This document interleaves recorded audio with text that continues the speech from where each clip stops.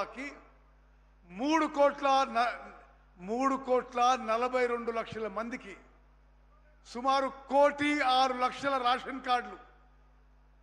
మరి ఈరోజు తెలంగాణ వ్యాప్తంగా పంపిణీ కార్యక్రమం, ఈ రేషన్ కార్డుల పంపిణీ కార్యక్రమం ఇక్కడ సంగారెడ్డిలో ముఖ్యమంత్రి గారి చేతుల ద్వారా ఈ కార్యక్రమం మొదలవుతున్న విషయం నేను ఎంతో సంతోషంగానే మనవి చేస్తున్నాను. మిత్రులారా,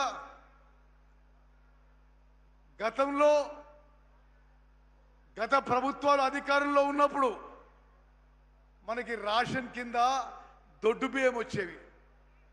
ఆ దొడ్డు బియ్యం ఇంగ్లీష్లో కోర్స్ గ్రెయిన్స్ అనేవాళ్ళు.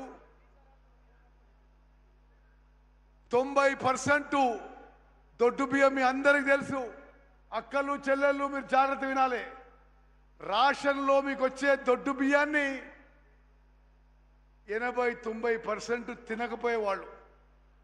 ఆ దొడ్డు బియ్యాన్ని మళ్ళీ 5 రూపాయలకు 10 రూపాయలకు కిలోకి అమ్ముకొని రైస్ మిల్లర్లో అక్రమ దందా బీర్ కంపెనీలకో కోళ్ల ఫారాలకో అమ్ముడు పోయాయి.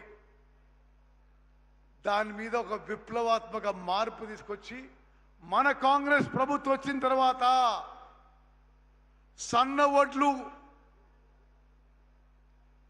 వడ్లకి 500 రూపాయలు బోనస్ ఇచ్చి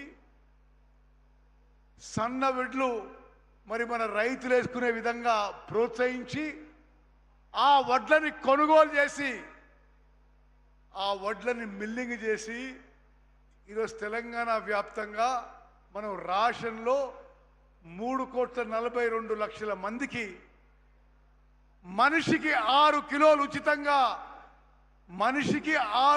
ఉచితంగా ప్రతి నెల మంచి నాణ్యత ఉన్న సన్న బియ్యం ఇస్తున్న విషయం